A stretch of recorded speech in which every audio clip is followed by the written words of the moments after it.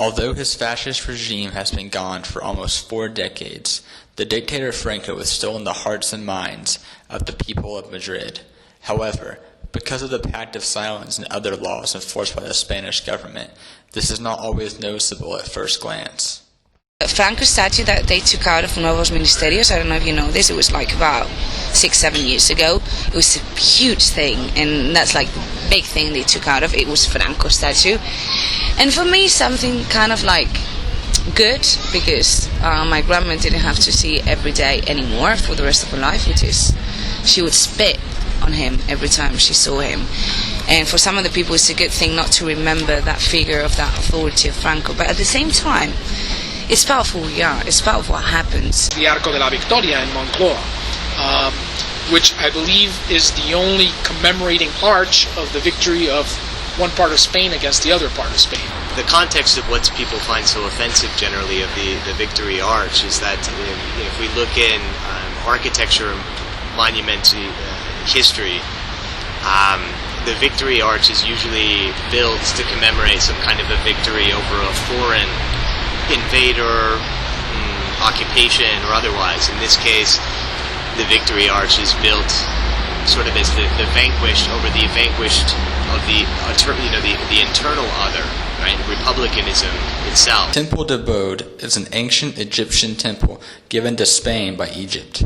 The temple rests on the site of a battle between Franco's forces and the Republicans. It's not to him, it's to the troops of Franco, the troops that were that took the Cuartel de la Montaña there, and they were completely massacred by the Republicans.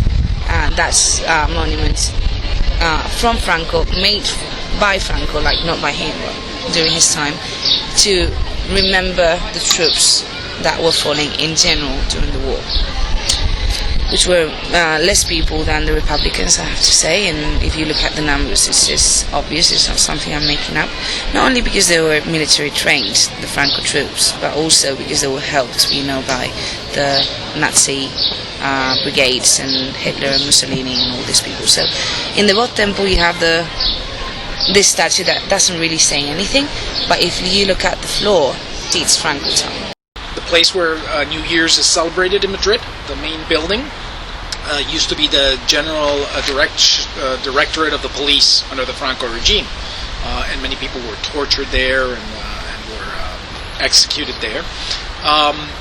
And well, when you know that past, that was the center of operations for the so-called political social brigade, again, it's sort of ironic to notice how people or use it to celebrate New Year's when it's a building that many feel is haunted by the ghosts of the dictatorship.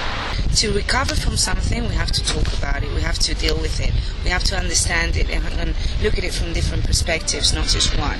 If people still believe that Spain is going to be divided because of the Civil War, then it means we haven't learned anything about the Civil War. I think we should really do something about it. Read more about it, write more things about it, and not keep it as a division, as a different political party ideology with two different entities and we'll always be fighting again. No, it's not that. It's to learn about our past, not to make the same mistakes in the future.